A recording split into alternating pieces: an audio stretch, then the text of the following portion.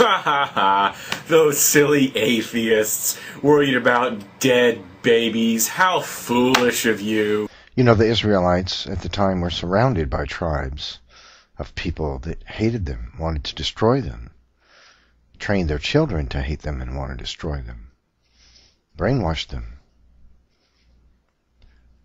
Are you talking about those little kids running around playing with Legos and... Oh, wait a minute. Maybe it wasn't Legos they were playing with.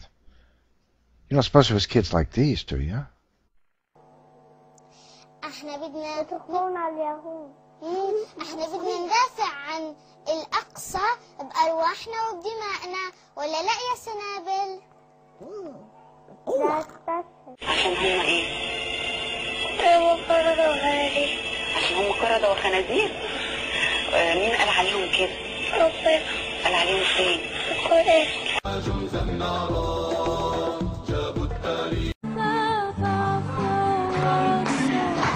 إن الحمد لله نحمده ونستعينه ونستغفره ونتوب إليه.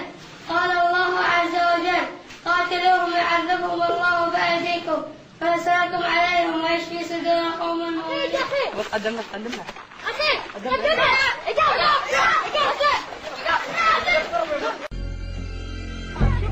احنا بدنا ندور كده بسعينا بدنا اياهم يعني يتعبونا عشان احنا بس اياهم يعطونا السحاب احنا لحياتنا الصغار المناكل وولاد الحلال الروح الناس بتأول كل حاجة الروح بتفكر كل حاجة بس يعطونا السلاحات احنا ما يعطونا اعطوني البنات والشباب لحالهم بس اعطوني بتسلوهم كليتهم ما بنخليش ولا يهودي لحال ما بنخليش ولا يهودي هنا. And nothing has really changed, has it? And you know what it's going to come to? It's going to come to God doing it all over again. That doesn't mean God is cruel about it. It just means he does what he's got to do. And nothing has changed, has it, really? Israelites are still surrounded by tribes of people who are wicked and seek to kill them, and train their children to want to kill them. You know what it's going to come to? It's going to come to God exerting his justice all over again. Doesn't mean God has to be cruel about it. He wasn't cruel about it in the past. Just means he's going to do what he has to do. You see, God doesn't hold children accountable for their sins. He takes them into heaven and gives them love and mercy and paradise for eternity. And God will do that again. Yes, NephilimFree, any amount of violence is justified if it defends God's message of peace and love. God will use whatever force is required. However, you're completely and intentionally overlooking the incredible amount of love and blessings and miracles that God pours out on this world. People on every continent. But I really think that it shows something about what you think of the power of your God when you think that his plans, his law and his message can be foiled by some Bronze Age warriors with torches. Oh, is that what I believe? Thanks for telling me. But, to be honest, God's work wasn't foiled, was it? The Israelites survived. The Bible became the most widely published and most widely read book in the world, didn't it? The Word of God did survive, didn't it? And look at the fruit of that work. Christians all over the world praising God, using his Word. Billions of them. In Africa alone, I think it's 2 million people convert to Christianity every year. Something like that. Would you actually recommend this as a tactic of war, that you go around just slaughtering all of the civilians because they might rise up against you someday? I mean, are you honestly, seriously advocating this as a tactic of war? Well, I know you didn't expect me to actually answer that question because you're really just trying to make me look bad. But to answer your question, no, of course not. But of course, what God will do, because of the most important struggle in this world, is a different thing.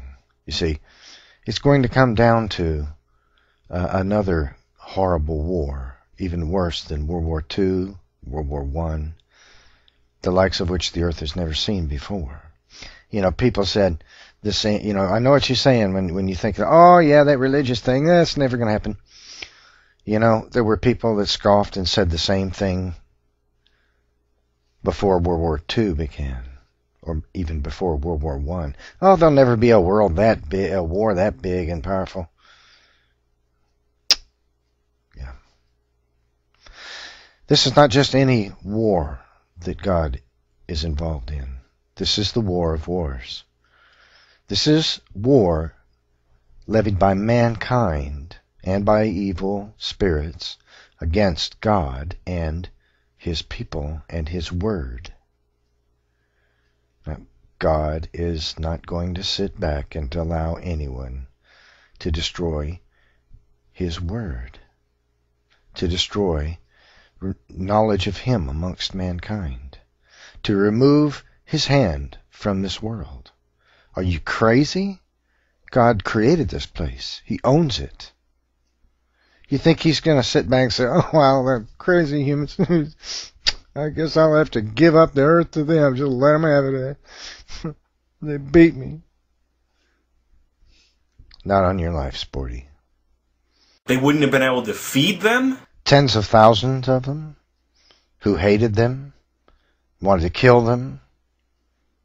No, they wouldn't have been able to feed them. Make up your mind, NephilimFree. Either your God is the God who drops manna from heaven, or He's not. Oh, He is. But, see, you're just spouting off about God's justice, you see. Oh, it's okay with you if God, you know, is all lovey-dovey and, you know, pours out blessings on everybody. But, oh, don't let Him have any justice. No. Oh, no. Bad God. Bad. Bad God. This idea that they had no choice but to kill the children is utterly ridiculous.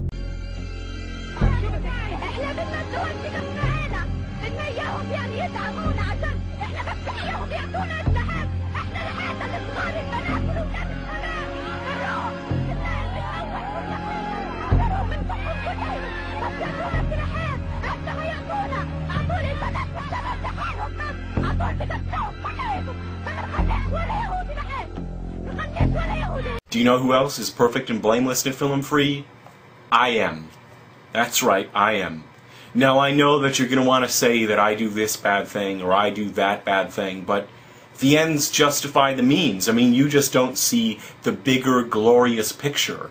Everything I do, even if it appears to be evil, is all part of the greater good. So I am perfect and blameless. You are just trying to you don't want to accept my perfection. So you want to say all these nasty things about me. But you know what? I mean, sure, I may have raped those grandmothers, and sure, I may have blown up that bus full of school children, but you know what? You just don't understand the big picture, and that is why you think what I do is wicked and evil. More ranting about God's justice, I see. You're not really mad at God's justice because He exerts it, you know, to protect His good name or to protect knowledge of Him amongst mankind. What you're really ranting about is God's justice toward you. See, for your sin. That's right. You fear that may happen. And I hope it doesn't. And God doesn't want it to either. But attempts to blame God for standing up for His good name and knowledge of Him in the world and gathering people to Himself, which is what God does in this world, completely fall apart. You can't blame God for anything except in your own head. Not in reality, because God is blameless. You know, somebody walks up to you and stabs you with a knife. You know what God says about that? Turn the other cheek. That's what He says. Does that mean that God's just going to let somebody walk up and stab everyone who believes in Him with a knife? No, it doesn't.